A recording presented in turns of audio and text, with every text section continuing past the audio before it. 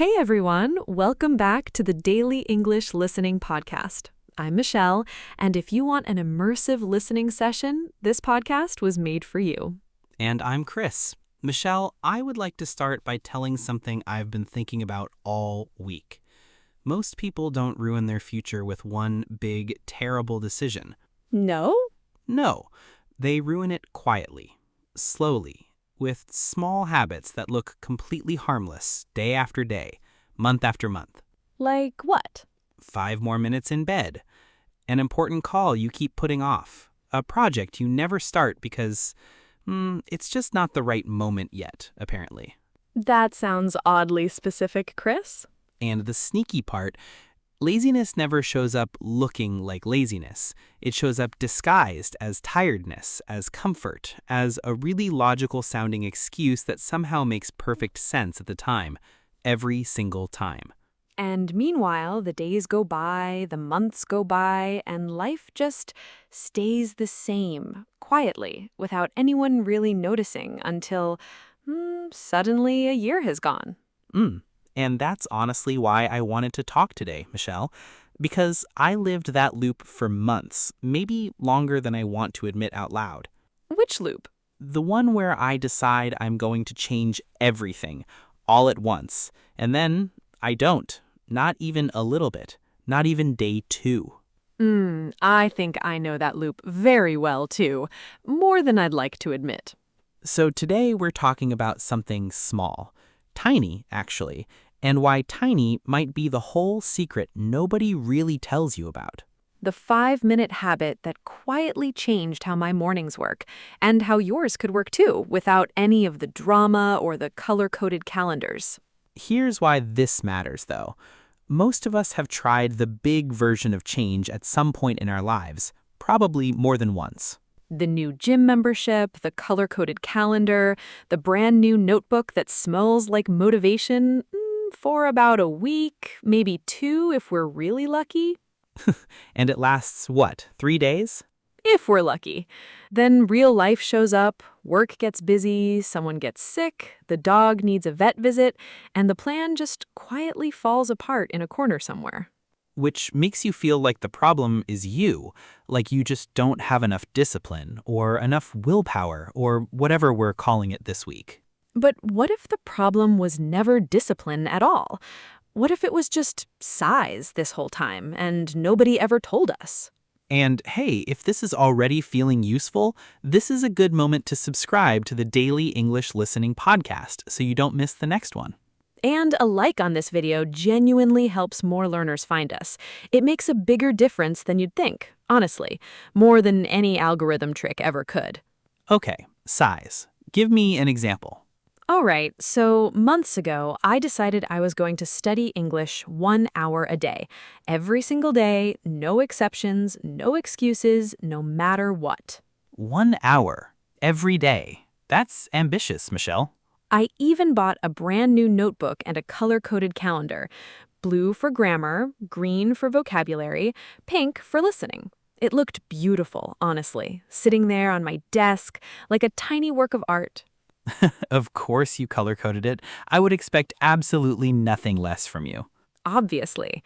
Day 1, I studied for a full hour, and it felt wonderful, like I had finally figured out my whole life in one sitting. But day 2, I was tired after work, so I skipped it. Just once, I told myself. By day 3, I hadn't even opened the notebook, and by day 4, I felt so guilty every time I saw it on my desk that I stopped looking at it completely. So the big plan lasted, what, 2 days? 2 days, Chris. After all that preparation, all that color coding, all that hopeful energy. 2 days. So what changed? I lowered the goal to almost nothing, just listening to our podcast while I brush my teeth. 1 minute, maybe 2, nothing more than that, nothing dramatic at all. Huh. So the tiny version survived and the big version didn't even make it to the weekend. It never needed motivation. It just needed me to open my mouth and brush my teeth, which I was already doing every morning, motivated or not, awake or barely awake. Here is something we want to ask you. What's one big goal you've tried to start and quietly given up on? It doesn't have to be about English. Write it in the comments. No judgment. We've all been there. Every single one of us. More than once, probably. We read every single one, and honestly, they help us pick our next topics too. Okay, my turn. And mine's honestly a little embarrassing. A few months ago, I decided I was going to run 5 days a week. 5 days? That's a lot for someone who once told me the couch was ergonomically perfect for productivity. It still is, but I was serious. I bought new running shoes, I downloaded a fancy tracking app with graphs and little badges, and I told everyone at work about it. Oh no, you told people?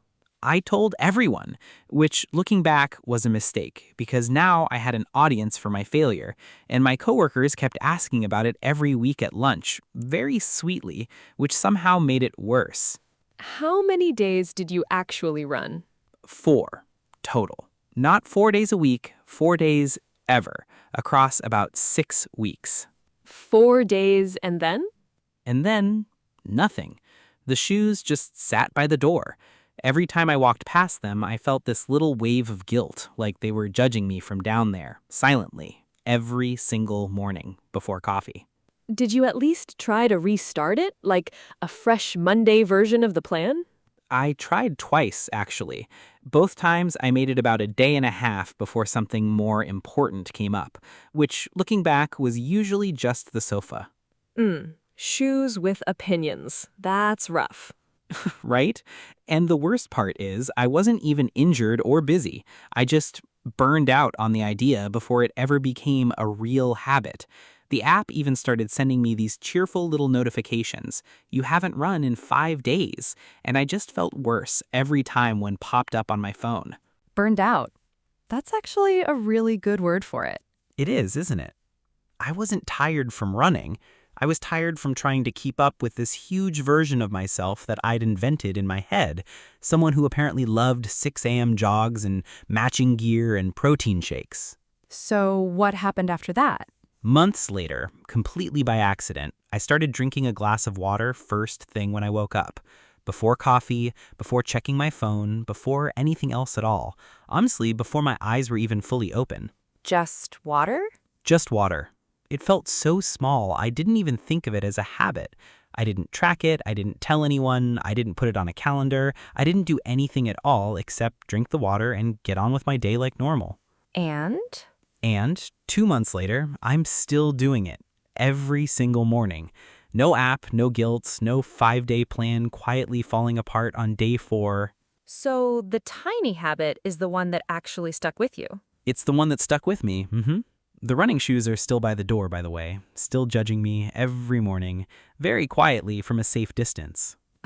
One day, Chris. One day. Maybe. We'll see how brave I'm feeling that particular morning. Okay, so let's actually talk about why this works, because I don't think it's just a coincidence or luck or you finally finding the right water bottle. Please, explain my shoes to me, Michelle. All right. First, from a behavior perspective, our brains are wired to resist big changes. A huge new habit feels like a threat, almost like danger. So the brain quietly pushes back, even when the change is actually good for us in the long run. That seems almost unfair, my brain fighting me over something that's supposed to help me. It is a little unfair, honestly, but it's not personal.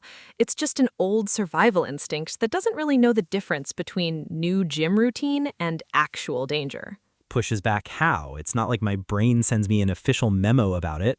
With resistance, with excuses, with that heavy feeling of, I'll start Monday, which somehow never actually arrives week after week after week. Monday is a myth. I'm fully convinced of it at this point in my life.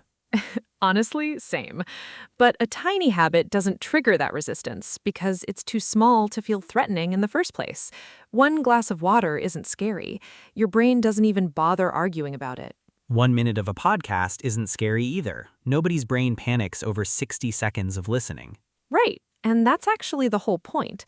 The brain protects its energy. It treats any new big demand like an expense it has to approve. And most big habits just never get approved. Meanwhile, a tiny habit slips through completely unnoticed, like it wasn't even asking permission. No, and that's the second perspective, the practical one. A tiny habit doesn't need motivation to get started, because there's almost nothing to get started with in the first place. Wait, say that again? I really like that. It doesn't need motivation. You don't have to feel inspired or rested or in the mood. You just do the tiny thing because it takes 10 seconds and your brain barely notices it happening at all. And 10 seconds doesn't care if you're tired or stressed or in a genuinely terrible mood. Right. 10 seconds doesn't care about your mood at all. It just happens. And once it happens enough times, it stops being a decision and starts being who you are, quietly, without any big announcement. That's kind of beautiful, actually. I wasn't expecting to feel emotional about a glass of water this morning. It is. Consistency isn't about willpower, Chris. It's about designing something so small that willpower is never even required in the first place. Consistency without willpower. I like that a lot more than 5 days a week and a guilty pair of shoes staring at me from the hallway. Okay, and here's the third perspective, and I think this one matters the most, especially for you listening right now, wherever you are today. Go on. Think about everything we've talked about on this podcast. Being terrified to speak up in English, talking about failure without shame, not comparing your progress to somebody else's. It's kind of all the same story underneath, isn't it, once you really look at it? It is the same story. Every one of those moments gets easier the second you stop demanding something huge from yourself and just ask for something small instead. One sentence instead of a perfect conversation you've been rehearsing in your head for weeks. One small mistake instead of total failure. 1 minute of English instead of an hour you'll never actually keep, no matter how good your intentions are. So this episode is kind of the ending of all the others, in a way, tying everything together into one idea. In a way, yes. Every fear, every failure, every moment of comparison, they all get quieter when the goal in front of you is small enough that you simply can't say no to it. Being terrified to speak up wasn't really about courage then. It was about the size of the first sentence you were demanding from yourself. And talking about failure was never really about being braver than everyone else. It was about letting one small, honest mistake be enough for one day. And comparing yourself to other learners, that gets quieter too once your goal is so small it has nothing left to compare. Nothing to compare and nothing to lose. That's a really nice way to put it, actually, now that I hear it out loud. I do have my moments. Thank you. I've been sitting with that idea for a while now, honestly, since I started brushing my teeth to English every morning. Okay, so if I wanted to actually do this with my English right now, today, what would that sound like out loud? Something like, I will read one sentence in English before bed. Not a chapter, not a page, one sentence. That's the whole promise, nothing more attached to it. I will listen to 1 minute of this podcast while I make coffee in the morning, before my brain has even properly woken up. That's a good one. Or I will say one new word out loud, even if nobody's listening. Even if nobody's listening. I do that already, actually, mostly in the shower, much to the confusion of my neighbors, probably. The shower is a very underrated classroom, honestly. Nobody talks about how much learning happens in there. It really is. So the trick is just making the sentence embarrassingly small, almost too small to even count as trying. Embarrassingly small. If it doesn't feel a little bit silly, it's probably still too big for a first step. I love that. Embarrassingly small should honestly be on a t-shirt. Maybe our next merchandise idea, Chris, right after Monday is a myth. We could sell them together, a whole collection of things that keep us honest. I would genuinely wear that. Oh, and one more example for anyone who's nervous about speaking out loud. I will say good morning in English just once to myself in the mirror. That's oddly specific, but I respect it completely. It works. Nobody's watching, nobody's grading you.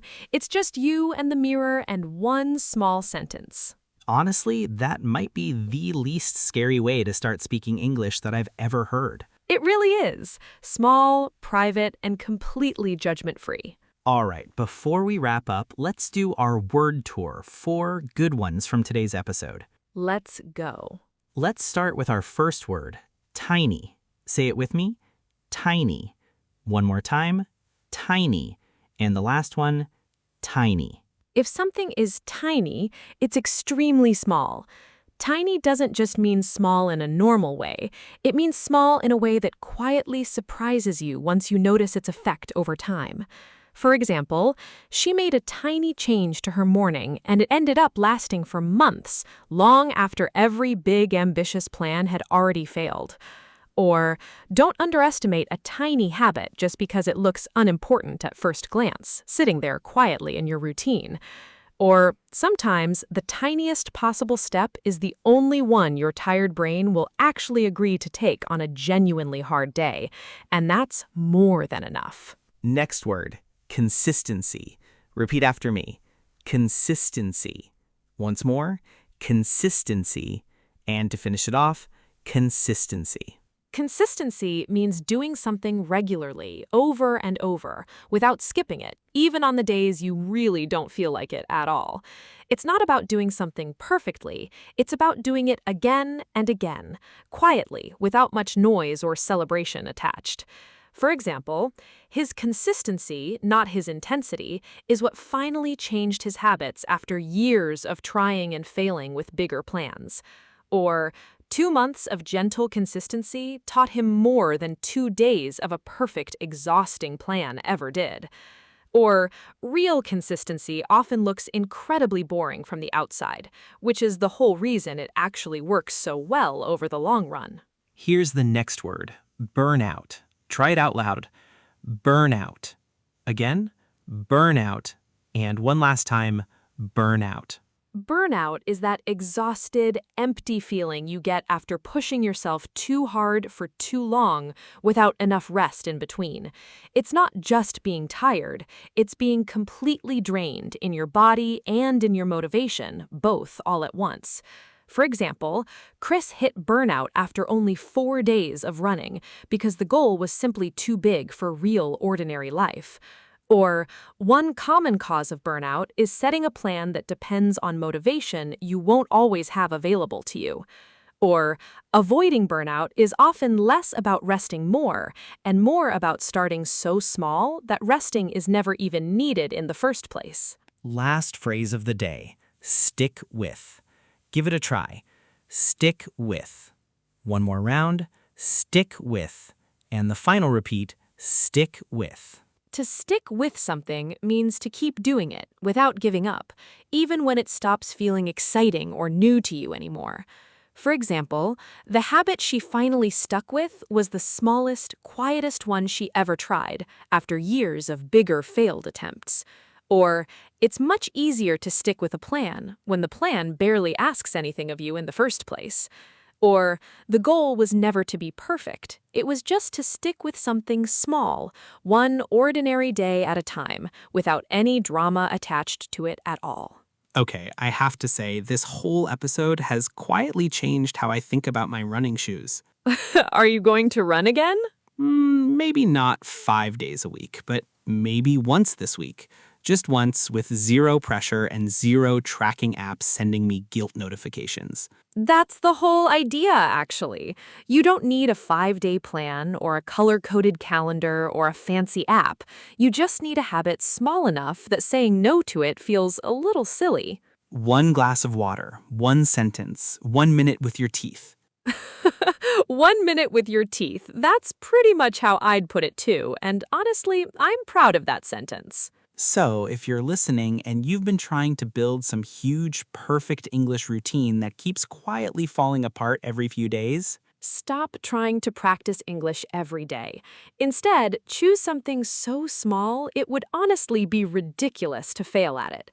1 minute, 1 sentence, 1 headline from the news. one tiny, unskippable thing that fits into a life that's already completely full. That's it. That's genuinely it.